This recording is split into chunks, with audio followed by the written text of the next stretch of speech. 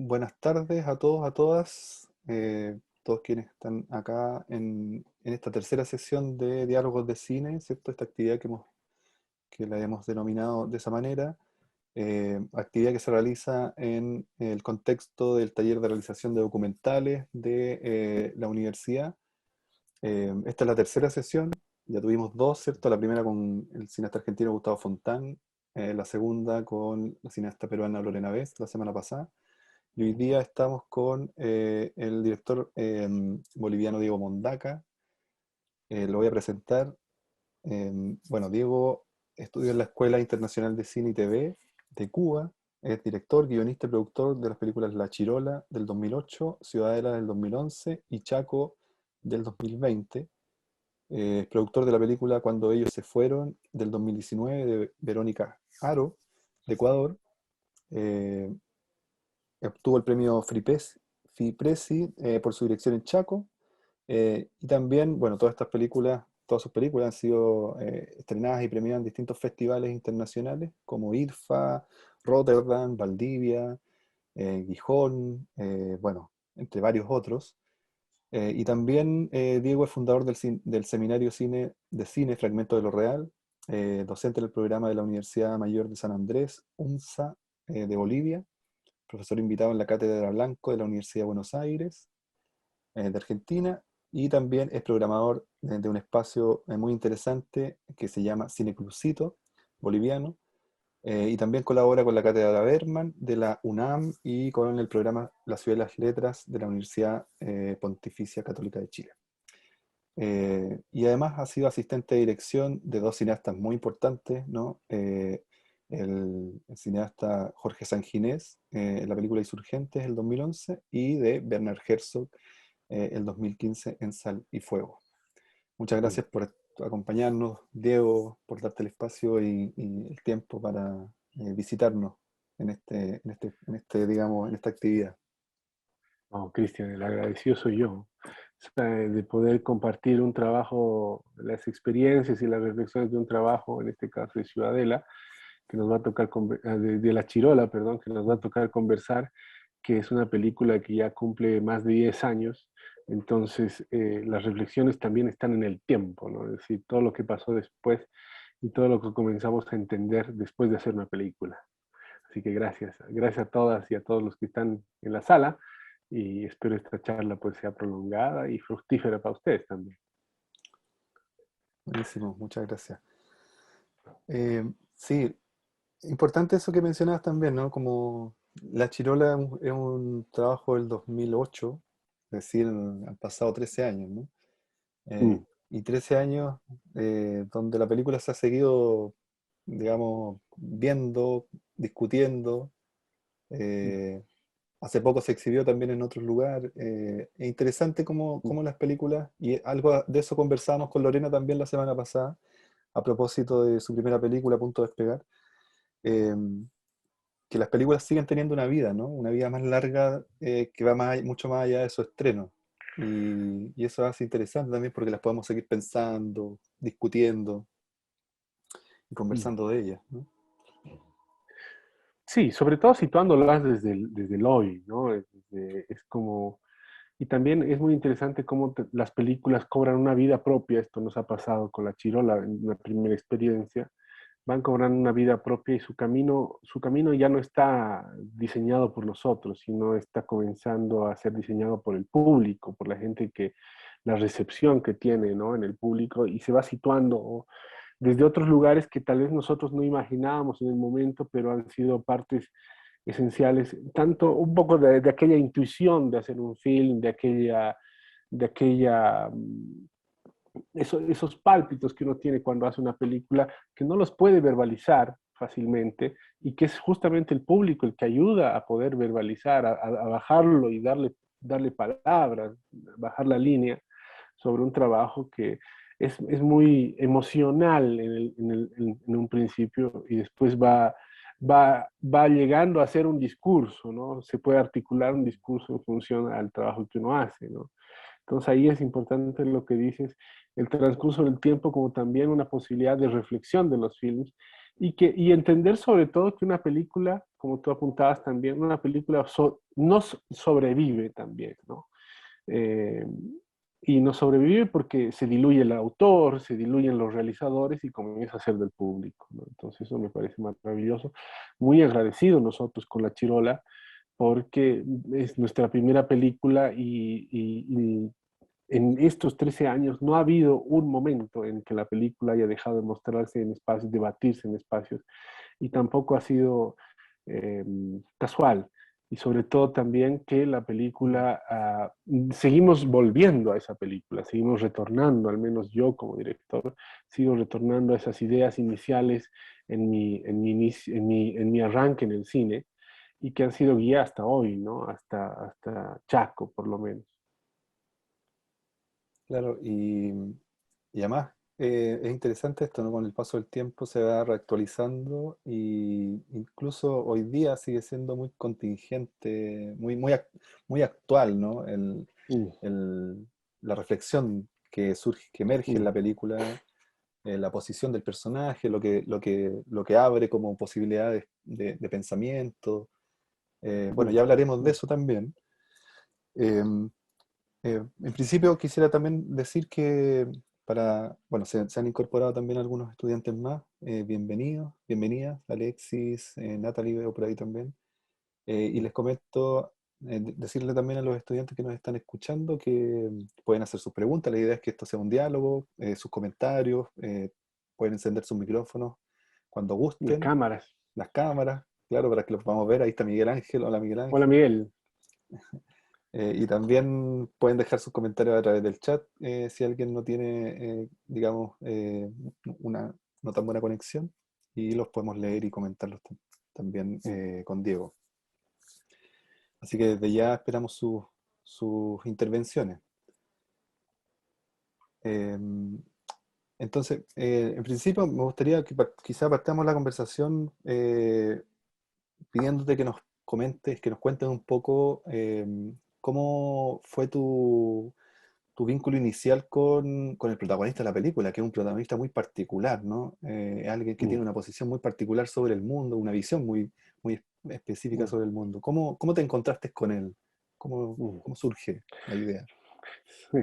Mira, yo creo que ha sido una suma de causalidades también, porque al momento, en ese periodo de tiempo en el que se hace la chirola, nosotros estábamos buscando hacer Ciudadela, estábamos buscando hacer la película dentro del penal de San Pedro, y que en aquel momento, después de mucho tiempo de investigación dentro del penal, muchas lecturas, mucho recorrido, al final no nos dieron los permisos desde dentro de la cárcel para poder hacer esa película.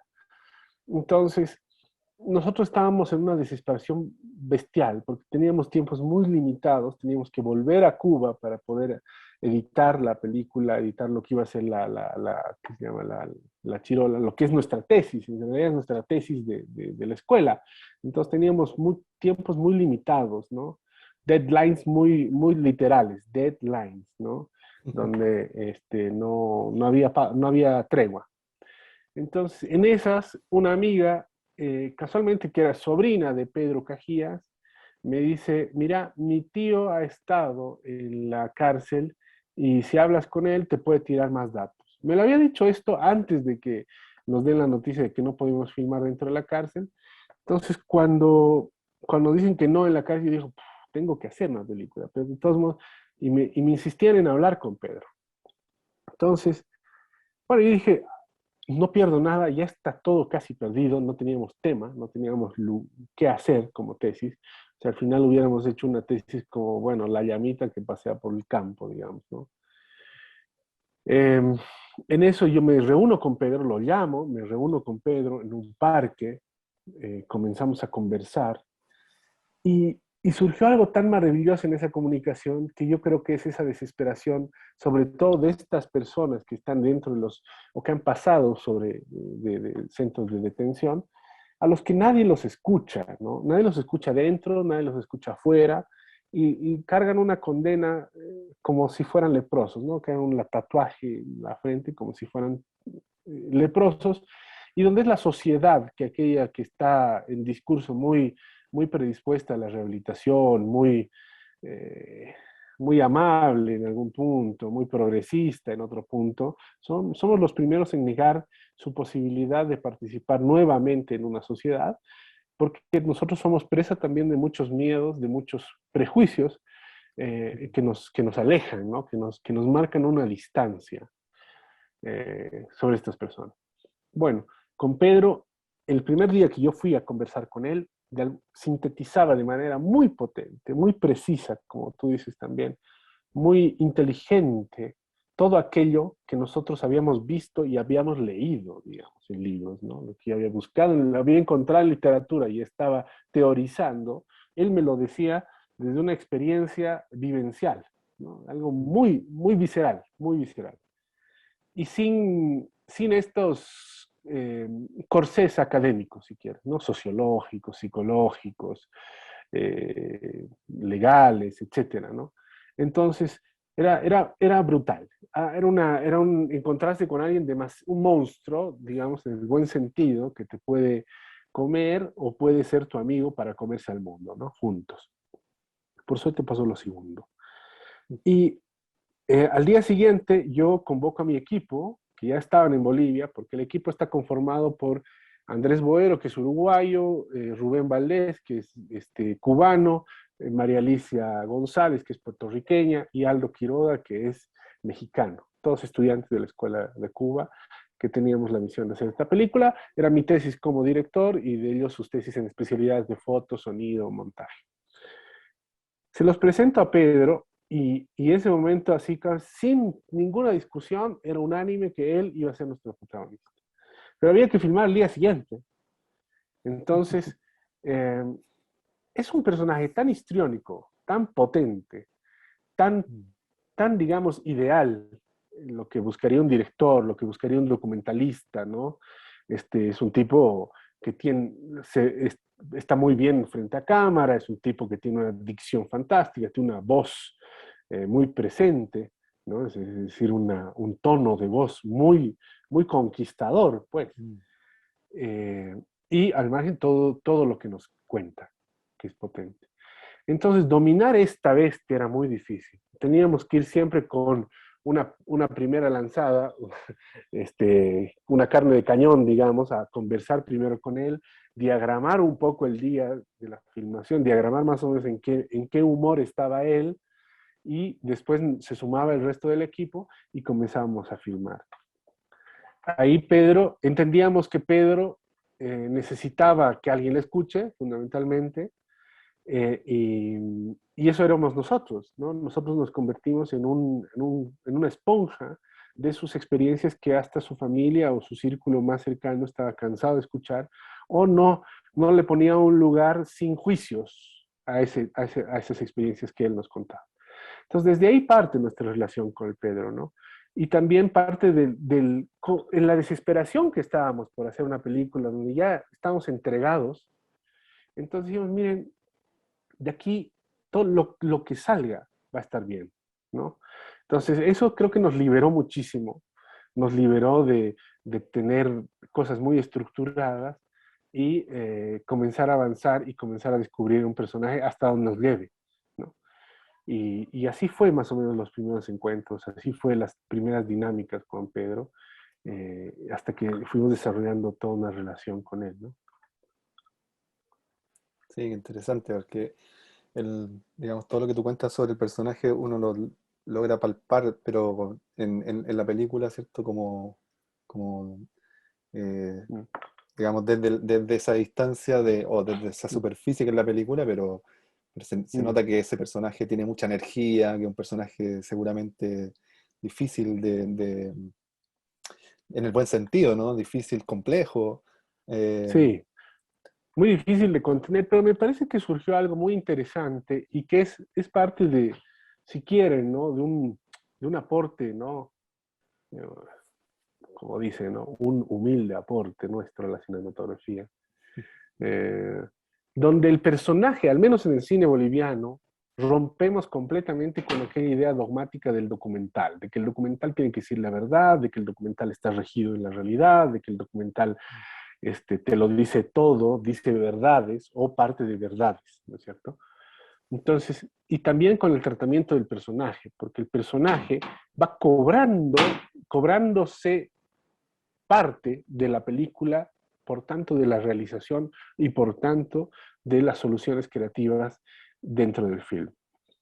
Y esto me parece importante, lo decía recién igual en un foro sobre cine boliviano, porque el cine boliviano está muy dirigido, es como yo dirijo y se hacen estas cosas, ¿no? Es muy difícil soltarnos como equipo de realización para que los actores, la gente con la que trabaja también, comience a hacer aportes palpables, ¿no? Aportes reales a una propuesta cinematográfica. Y ahí, Pedro, me parece que sobre todo la escena del teléfono, los que han visto la película, es donde brilla y desde donde también comienza a construirse toda la estética de la película, que es a partir del hombre en el centro del cuadro, ¿no? Sí, sí, no, ahí hay muchas cosas también que comentar, o que explicar, o sea, digamos que discutir. Pero antes de, digamos, que tengo varias preguntas que podría también hacer, pero quisiera saber si entre quienes nos están escuchando hay alguna pregunta para Diego o algún comentario Por favor, em, de lo que vieron y de lo que estamos conversando, de lo que quieran, digamos. Em, micrófono abierto es esto. exacto, micrófono abierto. Por ahí vi. Ahí justo viene llegando también Bastián. Vamos a hacer pasar. Yo tengo una consulta. Adelante, Eh, Carlos. Sí, Hola, hola, ¿qué tal? ¿cómo están? Yo quería saber cómo fue el proceso del guión, qué Sí. tanto el aporte que dio usted y el aporte que dio el personaje, porque es interesante escuchar al personaje contar la historia y que sea coherente la historia, pero en distintos espacios, y me gustaría saber eso. Sí, ¿cómo fue Sí. el proceso para dirigir a ese actor? Que es un actor que me imagino que fue difícil de, como decía usted, que es un personaje complejo, Sí. con Gracias, una Carlos. personalidad No, sí, histriónica. Gracias. Carlos, ¿sabes qué? Verdaderamente no pudo, por la celeridad que comentaba al inicio, no pudo haber guión para esta película. No pudo haber ni siquiera una sinopsis, un tratamiento, una escaleta, una nota de motivación, todo aquello que, digamos, te piden siempre para un proyecto, ¿no? Entonces aquí no hubo tiempo. Lo que sí hubo muy valioso fue toda la experiencia de la investigación para el proyecto que se cayó de Ciudadela, que es una película dentro del penal de San Pedro, completamente dentro del penal de San Pedro, en la cárcel donde Pedro estuvo 6 años, ¿no? Entonces, toda esa investigación nos sirvió muchísimo, pero nunca pudimos bajarla hacia un guión, si quieres, o una escaleta, ¿no? Lo que normalmente se pide o se hace para un documental.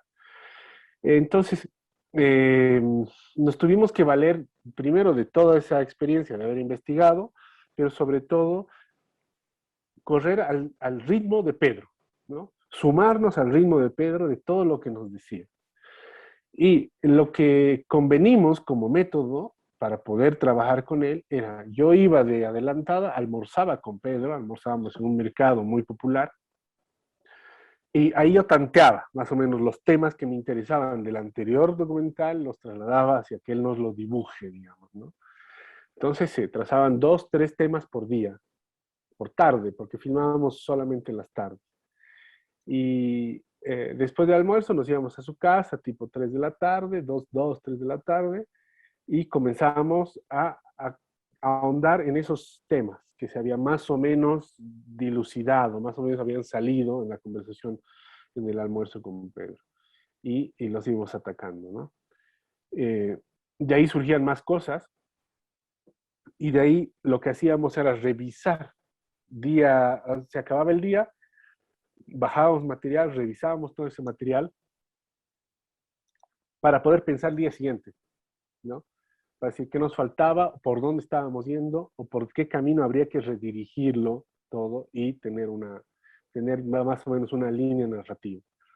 Entonces fue un trabajo bastante arduo, fueron 7 días, pero muy intensos en ese sentido y con ese método, ¿no? Para poder ir encontrando los materiales con los que trabajaron y con un personaje que a la par que íbamos haciendo la película realmente lo íbamos conociendo, no había un trabajo previo con Pedro. Entonces teníamos que ser muy atentos a eso, ¿no? Y ahí está, yo valoro mucho y agradezco el trabajo en equipo, ¿no? Donde un sonidista te puede dar las soluciones de dirección, un fotógrafo te da soluciones de sonido, etcétera, ¿no? Una armonía interesante por la intensidad y el desespero, ¿no? Pero sobre todo porque realísticamente habíamos encontrado una forma de trabajar en la que esa pirámide clásica del director y el resto del equipo se había roto también. Entonces el trato era muy lindo. Sí, ahí yo también me preguntaba un poco eso, ¿no? Es decir, como tú contaste esto del, ¿cierto? De la urgencia en la que estaban cuando empiezan a filmar. em, y claro, entonces uno se pregunta, mientras he visto la película varias veces, pero siempre me preguntaba, digamos, cómo van encontrando la película, ¿no? Porque eh, es cierto que el personaje se va desplegando a medida que van transcurriendo los Mm, minutos, pero hay reflexiones súper contundentes en la película, ¿no? Súper, mm, digamos, con una cierta densidad. Y entonces mm, me pregunto, un poco ampliando la pregunta de Carlos, digamos, pensaba en cómo van apareciendo esas reflexiones en el camino, cómo se van encontrando ustedes también con esas reflexiones mm. y van conectándose con ellas para también ir, digamos, descubriendo aquello que podría ser o no la película que están haciendo, ¿no? Mm. Sí, realmente era una ametralladora, pero, ¿no? Entonces, en ese sentido, el revisar el material, revisarlo completamente, ¿no? En la noche de ese día había que revisarlo, ¿no? Apenas llegando a casa, había que revisar todo ese material, sobre todo para cobrar una pequeña distancia al menos y tratar de Mm. entender esas reflexiones, ¿no? Darle lugar también a esas reflexiones, ¿no? Respetar la potencia, pero esa potencia también se respeta en el lugar donde las colocas en la trama, ¿no? Entonces, ahí lo que nosotros tuvimos que hacer también es como recurrir a una estructura clásica de una película, de un cuentito, donde es inicio, nudo y desenlace, digamos, ¿no? Estas 3 partes que en la Chirola están bastante claras, pareciera.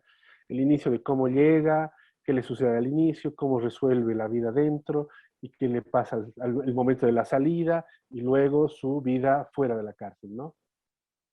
El único momento que se lo ve, o sea, todo el tiempo lo vemos a Pedro fuera de la cárcel, ¿no? Es decir, lo vemos y reflexiona sobre su pasado. Entonces, toda la película está en un pasado. Casi no hay, en un pasado y un futuro, que es la proyección de Pedro ya en su libertad. Eso era muy interesante ya en el momento de montaje, ¿no? Pero eh, nos impresionaba, recuerdo, nos impresionaba cómo dibujaba el espacio carcelario y cómo no existía la necesidad, porque estaba planificado, bueno, vamos a ir a la cárcel, sacar unas imágenes desde dentro, como sea, o al menos desde fuera, algunas cosas, para que el público un poco entienda lo que está diciendo Pedro, pero después nos dimos cuenta que no era necesario. Pedro te diagramaba una sensación de estar preso, una sensación de desesperación física y psicológica de estar en un encierro, ¿no es cierto?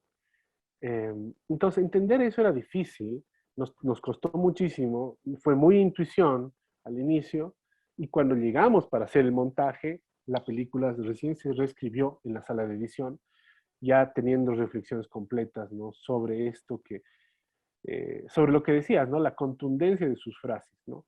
Y darle lugar correcto a esas frases contundentes para que no resulten siendo eslogans, no Mm. resulten siendo como cosas muy eh, voladas de alguien que está en otra, digamos, ¿no? Respetar mucho al personaje en ese sentido. Respetar absolutamente cada palabra, cada momento en que dice la palabra, para que el espectador no tenga la opción de analizar a Pedro desde el prejuicio de que es un preso, de que es un carcelado, de que es una persona que ha hecho un delito, etc. Por eso tampoco se dice el delito, ¿no? Entonces tú te identificas con una persona, la situación tú la trasladas a tu emoción, la trasladas a tu contexto, la trasladas a tu vivencia o a tu memoria personal o familiar o colectiva. Y eso me parece valioso en el sentido de cuidar a nuestros personajes, ¿no? Cuidarlos más que a nosotros mismos, ¿no? Cuidarlos más que a la película. Y eso, obviamente, esa es una posición, ¿no? Y ese es un riesgo alto, porque tú quieres hacer una película brillante, tú quieres hacer una película que quede en la eternidad. Pero bueno, nosotros queríamos graduarnos. Y por suerte salió una película que nos dio mucho más que una graduación. Qué bueno lo que comentas también, porque creo que ahí hay una clave en esto de que, claro, a pesar de que la película tiene, digamos, este inicio, desarrollo y desenlace, pero la película parte antes, ¿no? Hay algo que está fuera de campo, ¿no? Que es el delito, es la razón de por qué Pedro llega a ese lugar de la cárcel y luego conocemos todo ese tránsito.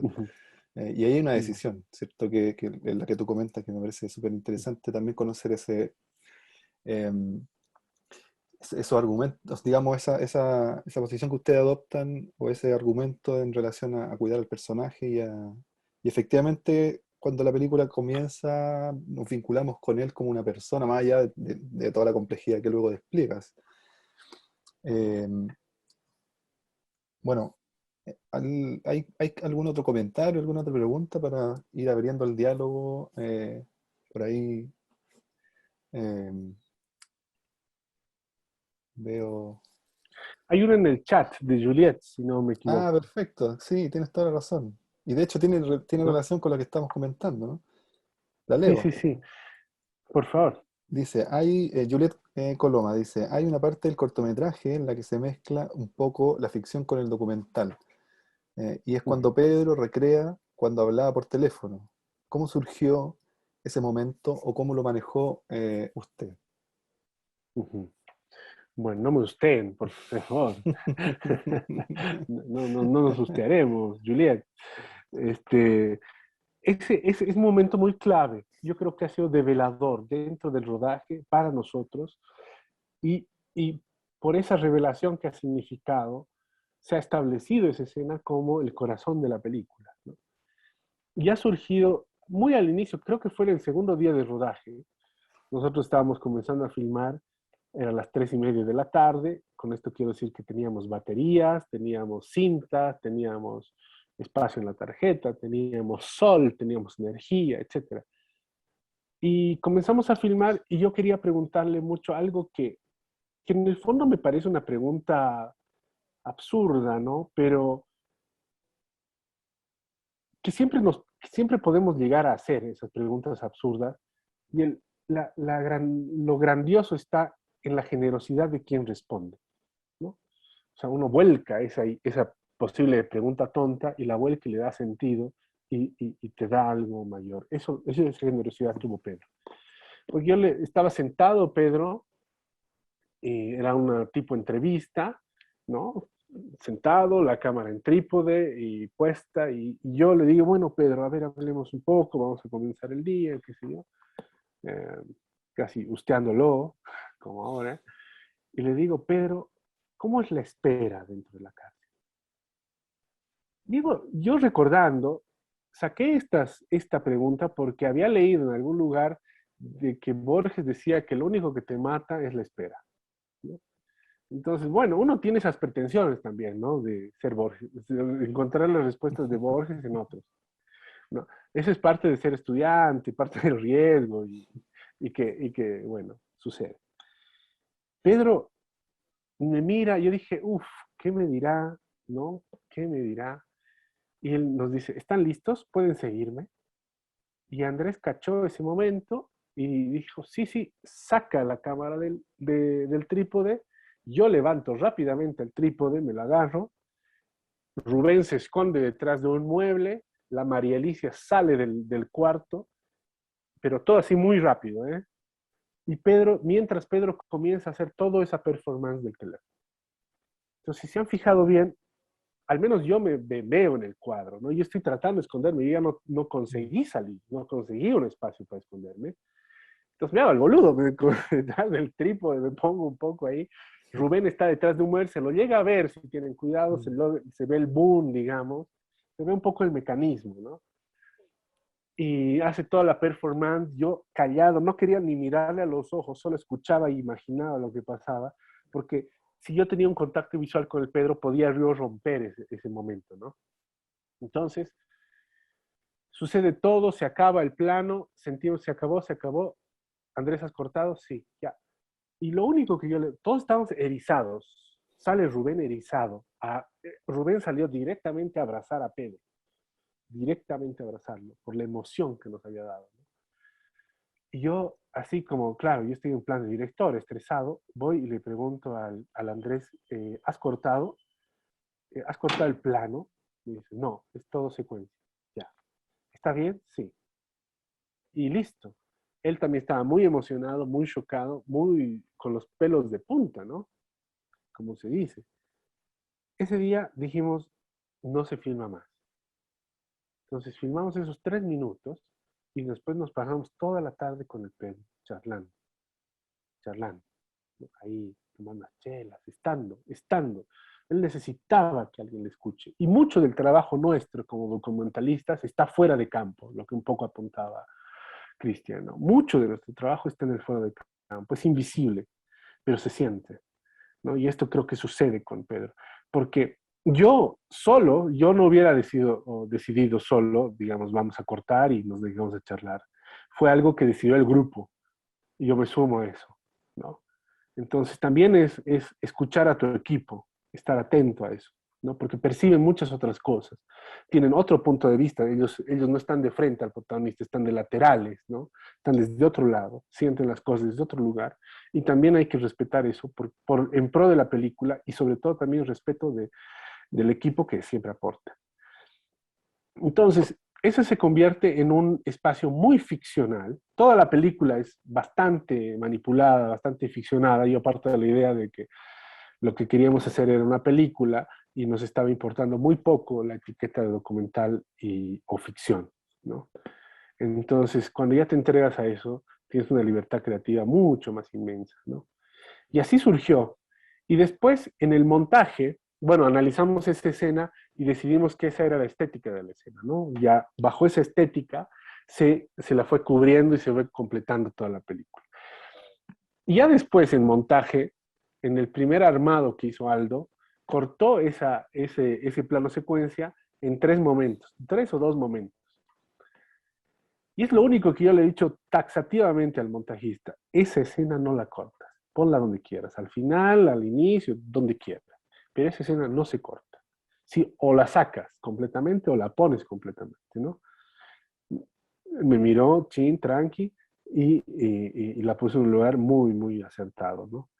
Eh, y es un plano secuencia donde justamente lo que hablábamos al inicio, ¿no? Que el personaje cobra cobra la película, él es la película y él hace la película, ¿no? No es el director, se diluye completamente el director, se diluye el equipo de realización, entonces es algo que yo creo que es una aspiración teórica, al menos, de muchos directores, donde que el protagonista sea parte del equipo, ¿no? Hay este discurso romántico, no, trabajamos siempre con la gente, nos implicamos y estamos muy aquí y tomamos el café juntos y nos vamos de joda juntos, etcétera. Eso no es una implicación. La implicación es cuando realmente lo haces parte con los riesgos que conllevan y bueno, salen cosas, ¿no? Algunas veces no, algunas veces sí, pero, pero esto nos sucedió con Pedro y fue maravilloso. No, tremendo, tremenda la respuesta, digamos, de él a tu pregunta, ¿no? Sí, sí, Porque sí. genera todo ese espacio y esa performance que además es muy física, ¿no? Muy corporal, Sí, sí, sí. digamos, con su cuerpo llena ese espacio. No, ese momento es muy, muy potente. Y le da una circularidad, entonces le da un movimiento, una dinámica dentro del cuadro muy fantástica, muy cinematográfica, Mm. ¿no? Pareciera, Kurosawa, digamos, ¿no? Que es entradas, salidas, el mismo cuadro, Claro. inventando un teléfono, inventando un público, inventando unas gradas muy teatral, ¿no? Sale de todo canon Y sale, Mm. y sorprende, ¿no? Ya solo con eso la película cobra un valor impresionante. Sí, hay algo ahí también que me llama mucho la atención, ¿no? En esa escena, y es que, ¿cierto? Uno, digamos, uno la puede mirar como que está cargada de ficción, pero sin embargo hay algo muy, muy documental en la escena, en el sentido de que a partir de toda esa performance, de esos movimientos, de esa suerte de recreación que está haciendo, logra traer el pasado al presente, ¿no? Mm, mm, Y logra generar esa confluencia de dos tiempos, es decir, estamos ahí frente a él, viéndolo hacer unos movimientos, pero, pero ese espacio se llena de ese pasado, ¿no? Y esa es la mm, emoción que surge. eh, es lo increíble, ¿no? Como a partir de algo que, digamos, que se está volviendo a recrear o hacer, eh, emerge, ¿no? Eso que de alguna forma es invisible, pero que aparece, ¿no? ujú. Sí, sí, o sea, mira, no me he atrevido a volver a intentar ese mecanismo en mis siguientes películas, ¿no? Eh, porque entiendo que nunca va a volver a suceder esto. A mí no me va a volver a suceder esto. Eso es lo especial también de hacer cine, ¿no? Lo especial no solamente está cuando surge esta sorpresa, ¿no? Alguna vez lo decía Martel, Lucrecia Martel, donde diagramas tanto, trabajas tanto, el arte, el guión, la puesta en escena, todo está muy, muy como reloj. Entonces, ¿qué esperas del cine? ¿Qué esperas que suceda cuando enciendes la cámara, ¿no? Bueno, estas cosas suceden, ¿no? Sucede alguna magia muy, muy efímera que está solamente ahí. Pero creo que el valor también está en respetar esos momentos durante todo el proceso de la película también, ¿no? Y también un proceso respetarlo como un proceso de aprendizaje en el que no abusar del mecanismo, ¿no? No tratar de replicarlo en otro momento, con otro personaje, con otra situación, etcétera, ¿no? No trasladarlo a una fórmula posible, ¿no? Eh, y me parece eso interesante también como para poder conseguir mayores recursos a partir de algo que se logró, ¿no?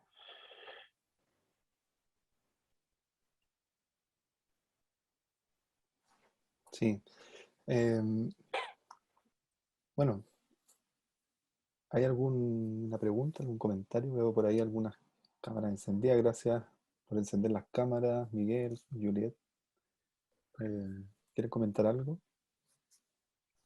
o hacer otra pregunta?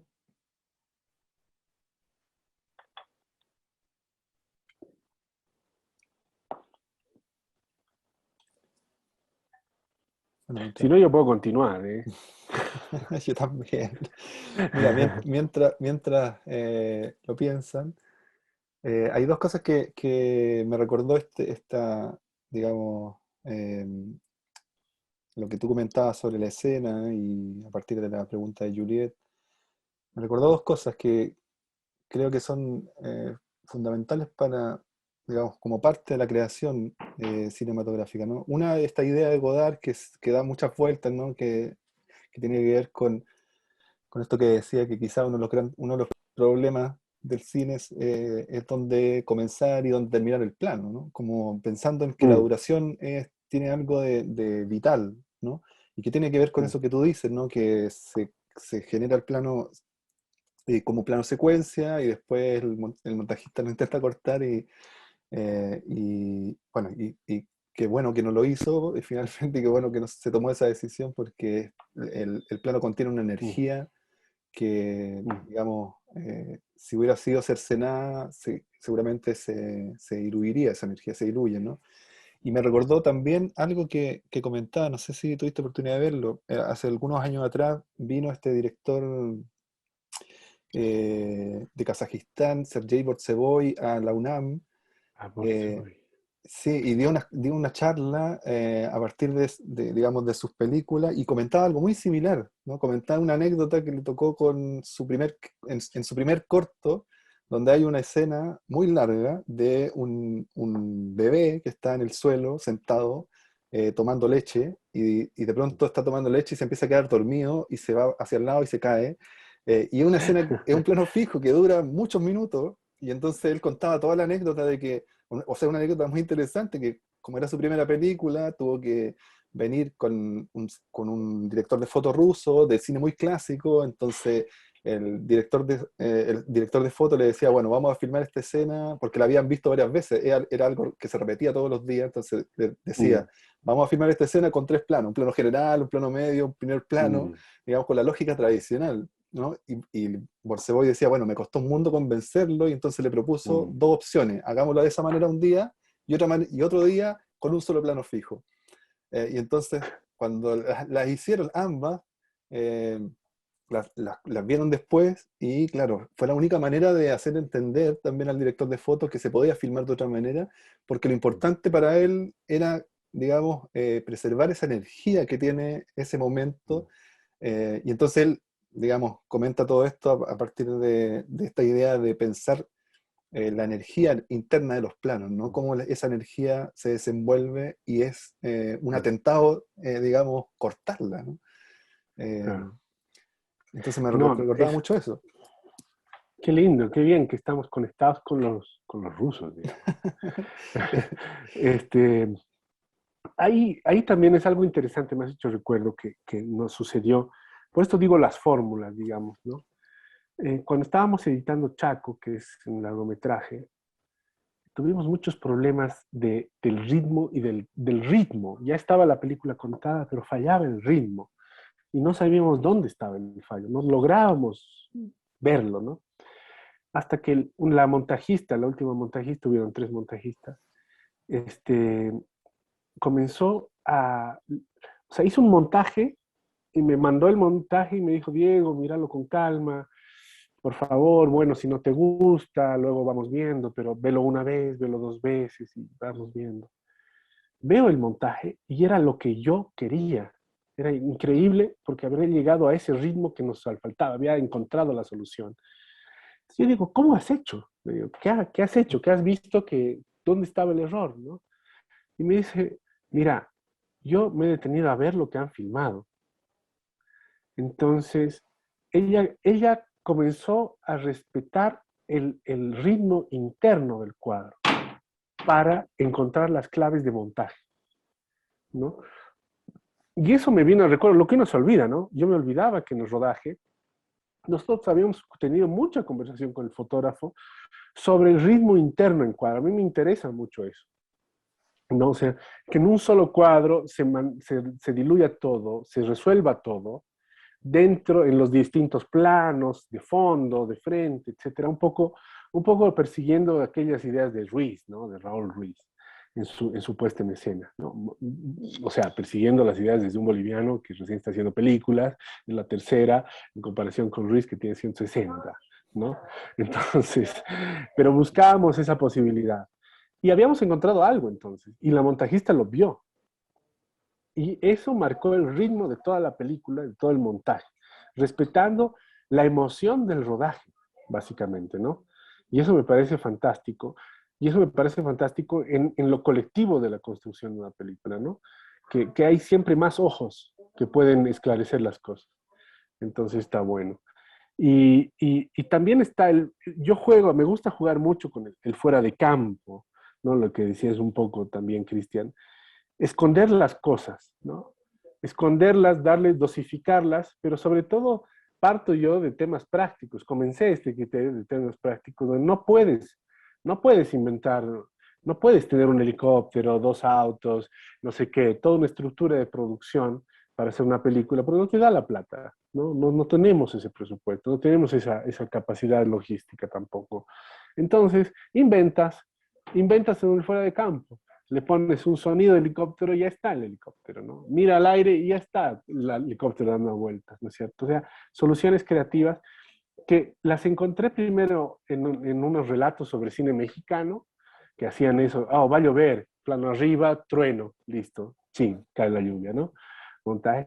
Pero después vi, volviendo al maestro, volviendo a Ruiz, sobre todo en Misterios de Lisboa, sus soluciones de fuera de campo para una producción tan grande, tan magnífica, son geniales, ¿no? Son creatividad pura, ingenio puro, ¿no? Entonces, también está mucho en eso, ¿no? Entonces, imaginar lo que está fuera desde el sonido y se va a incorporar a la imagen que le ponga.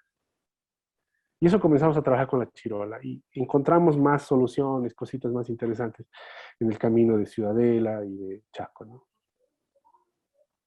Claro, la invención, ¿no? Es pensar como, eh, digamos, el desarrollo de una película como también un acto de invención, de inventar Mm, procedimientos, ¿no? Que era muy mm, propio de lo que mencionaba siempre Ruiz, ¿no? De estar mm, probando, ¿no? Experimentando con la materia, ¿no? Bueno, Ruiz ujú, tiene toda esa propuesta, ¿cierto?, contra el conflicto central y por lo tanto no va a la materia en sí a experimentar con la imagen, con el sonido, con los totalmente. encuentros de esos materiales. Es bien interesante eso. Y claro, Misterio de Lisboa, qué película tremenda, ¿no? Sí. Qué fortuna tienen los chilenos de tener a Ruiz como su cineasta. Sí, bueno, un poco lo conversábamos antes del inicio de este diálogo, ¿no?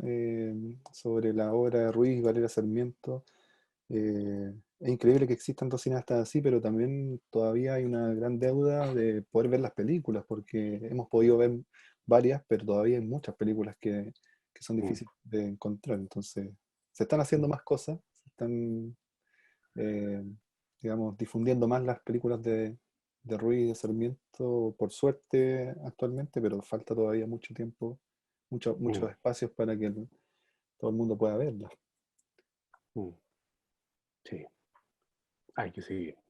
Hay que seguir, sí. Em, Tengo una otra pregunta también sobre el montaje, que es algo que Sí. tú mencionaste al pasar, pero me parece que en La Chirola es muy importante el montaje, a pesar de que es raro esto porque estamos hablando del ritmo interno de los planos, ¿no? Donde pareciera que el montaje queda un poco de lado, eh, por la importancia que tiene esa densidad que se genera al interior del plano. Pero por otro lado también hay decisiones de montaje que me parecen súper interesantes, Mm, eh, que ustedes trabajaron en ese corto. mm, Hay algo, por ejemplo, en que, ¿cierto? Tú lo comentabas al inicio, ¿no? Toda la película se rodó en el presente del personaje, en su casa, que además es un lugar bien, bien particular, porque es un lugar rural, muy amplio, muy bonito, lleno de naturaleza, donde el personaje pareciera estar completamente libre, pero la mayoría de sus reflexiones que están, digamos, en off, dialogando con ese espacio, nos hablan de la cárcel, ¿no? Entonces ahí se genera una suerte de contradicción entre el discurso eh, y, y los espacios que vemos o cómo el personaje deambula por esos espacios, más que contradicción, como una suerte de choque que mm, es interesante porque ese choque lo que hace es provocar o abrir preguntas, ¿no? A partir mm. de todas esas reflexiones que están surgiendo. Entonces, cómo trabajar el montaje y cuándo empiezan a descubrir, por ejemplo, dónde, por ejemplo, esas frases o esas reflexiones del personaje hacen eco en ese espacio o en esos distintos Mm. espacios que él utiliza? Uf, yo me acuerdo que el montaje fue muy trabajado, eh, o sea, de distintos planos, ¿no? Primero yo descargué, o sea, typeé todas las entrevistas a Pedro, absolutamente todas. Entonces ahí te das cuenta de un discurso, ¿no? Das cuenta de un discurso. Si existe una coherencia del discurso, de lo que te dice, y también cómo vas determinando los puntos flacos, ¿no? Y también, sobre todo, también sopesando esto con alguien que venga y te escuche, dónde le impresiona lo que dice, dónde le impresiona lo que le dice o no. Entonces, muchas veces nos gustan, ya nos hemos acostumbrado un poco como a los titulares, ¿no? Los Mm, eslogans, que frases lindas, pero es muy difícil darle continuidad a una frase potente, ¿no? O llegar a una frase potente y salir de la frase potente. Entonces, yo creo que la clave está en pensar en estos dos lugares, no en la frase ya, sino cómo llegas a esa frase, ¿no? Cómo llegas a ese momento y cómo sales de ahí, porque de alguna forma hay que salir porque ahí tiene que continuar la cosa, ¿no? Entonces, ahí el aporte de Aldo es valiosísimo en su capacidad también de la edición de audios, eh, de todo eso. Y también como algo que alguien decía, un cronista, creo, kill your darlings, ¿no? Mata a tus princesas, se refiere a todo lo que es muy bonito, mátalo, sácalo. Y yo soy un poco bien radical en eso también al momento de filmar. Si está la cámara acá, se ve fantástico, todos dicen, ay, qué bonito, qué bonito, qué bonito. Bueno, chicos, corten la cámara, vamos a ir atrás, ¿no? Esta no se hace.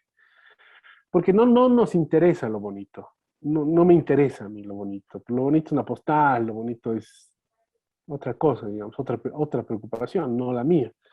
Entonces, buscar siempre ser también en el montaje, más que hablar de montaje, como un poco como el criterio, cómo encarar un montaje, ¿no? Eh, no ser condescendiente, ni contigo mismo, con nadie, y menos contigo mismo, ¿no?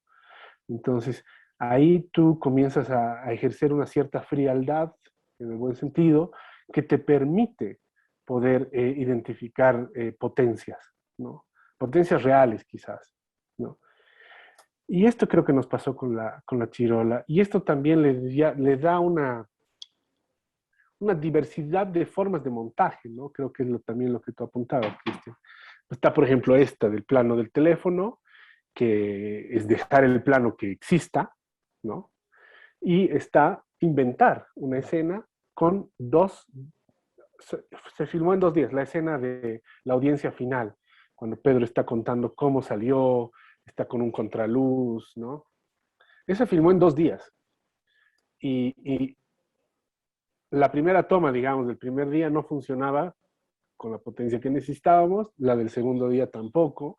Entonces, Aldo las montó. Y es un montaje muy clásico, muy de, si quieres, podría ser hasta un montaje de esos como muy Godard, muy francés, ¿no? Pero es eficiente en su potencia, logra eso. Si uno va cuadro a cuadro, va a ver dónde va a identificar, ¿no?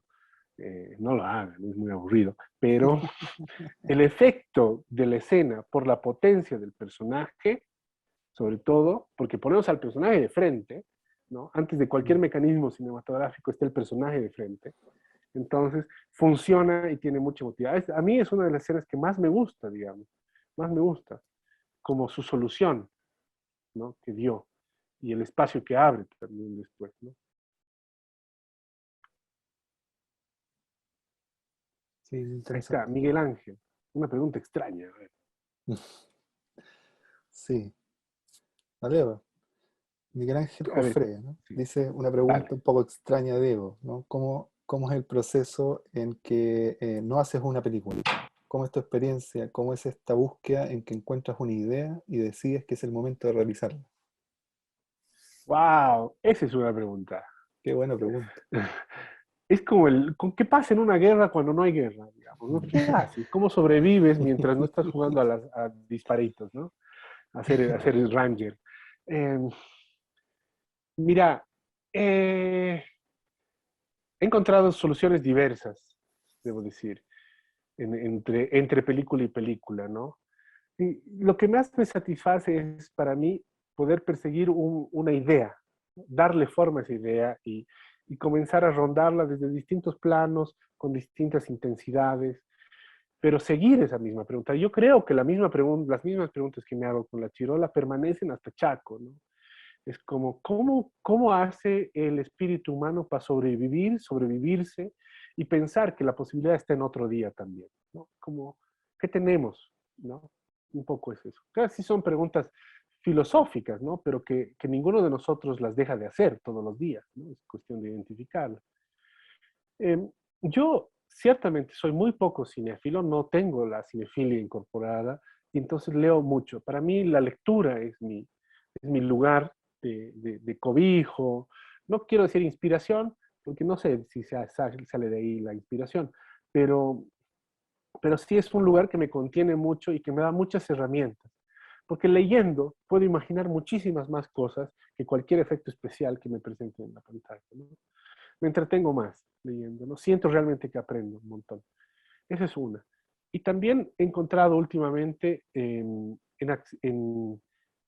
la investigación. Yo valoro mucho mis películas en el proceso previo a escribir, a filmarlas, ¿no?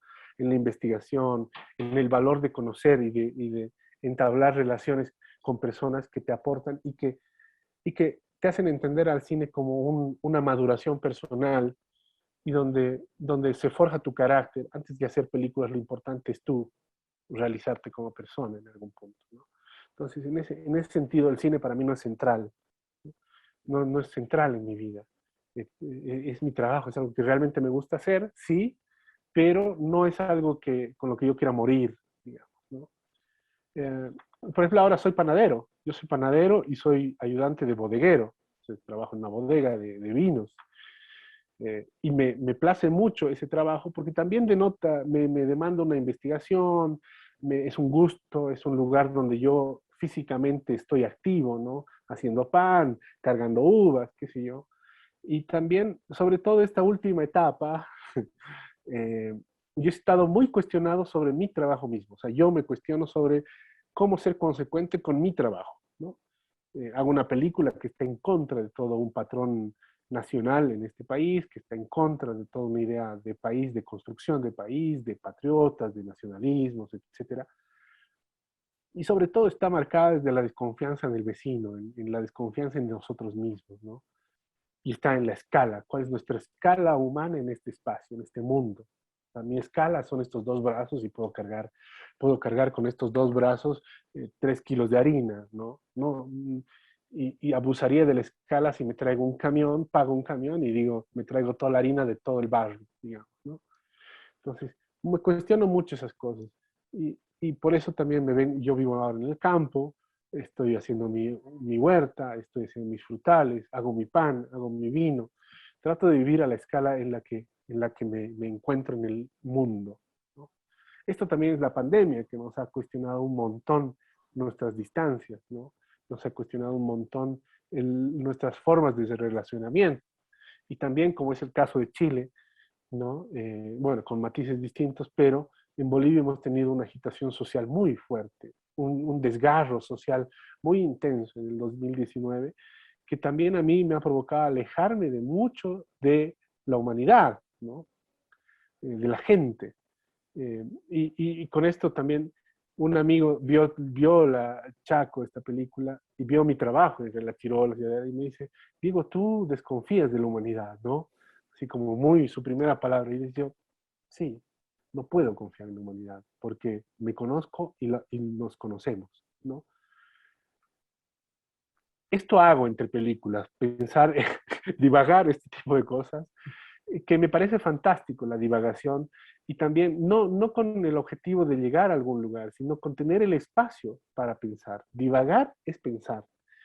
Y mucha gente se me preocupa, me dice, pero Diego, tú vives solo, estás en el campo. Pues yo vivo aquí solo con mi perrita, la Greta. Y les digo, mira, no leo como esperaría que iba a leer estando en el campo, pero sí tengo un espacio y un silencio muy grande que estoy descubriendo para pensar. Entonces, se me da que estoy haciendo pan, estoy regando la planta, estoy cavando un hueco y salen unas ideas que son fantásticas. Obviamente no las publico, no las digo, pero me han dado algunas respuestas. Y me han dado una respuesta mientras estoy picando piedra, digamos, ¿no? Entonces, eso te da cuenta de que nuestro lugar puede estar en otro espacio y nuestras respuestas pueden estar en otros momentos que no sean los agobiantes, que es incluso la academia o estos espacios donde la competitividad te exige ser brillante, ¿no? Tienes que ser exitoso, tienes que ser esto, tienes que ganar, tienes que ir el otro. Para mí la alegría está en esto, de poder encontrarnos y que surja una pregunta como esta, que me ayude a explicar la vida que llevo, ¿no? Entonces, muchas gracias, Miguel. A ti por la respuesta.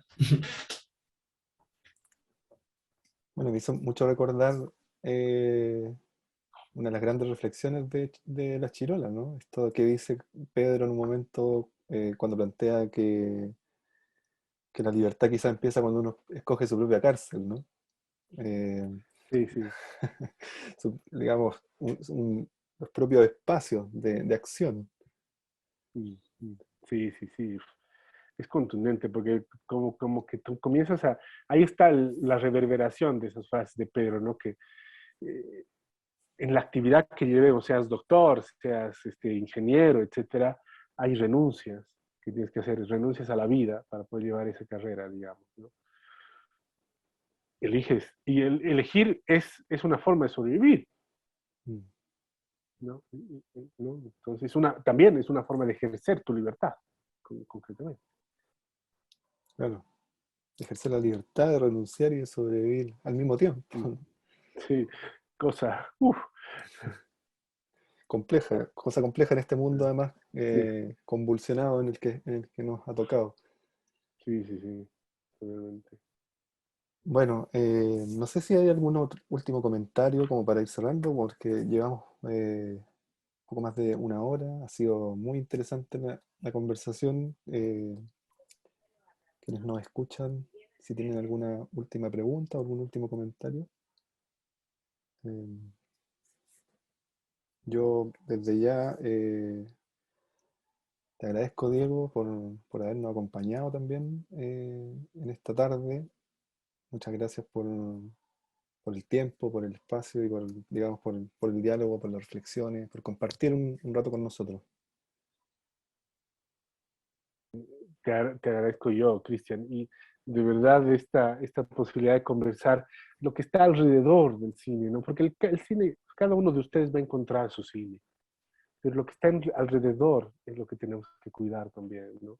Y como nunca ir al problema directamente, rondar las cosas, buscarle siempre los ángulos distintos que nos alimenten, que nos den la potencia para seguir adelante, pues como decía Miguel Ángel, ¿no? El espacio entre medio de una película y otra son los más hostigantes, es donde hay que sobrevivir, donde el éxito se te cae, donde surgen muchas inseguridades, y donde realmente creo que ahí se desarrolla el carácter y también ahí está la potencia de un oficio, ¿no? Como que está sumido en la reflexión, ¿no? Parte de la reflexión, parte de ahí para convertirse en una imagen, para convertirse en un sonido. Entonces, creo que el tono, espero que les haya realmente servido, les agradezco que me hayan escuchado todo este tipo de cosas. Y Cristian, agradecerte una vez más la invitación.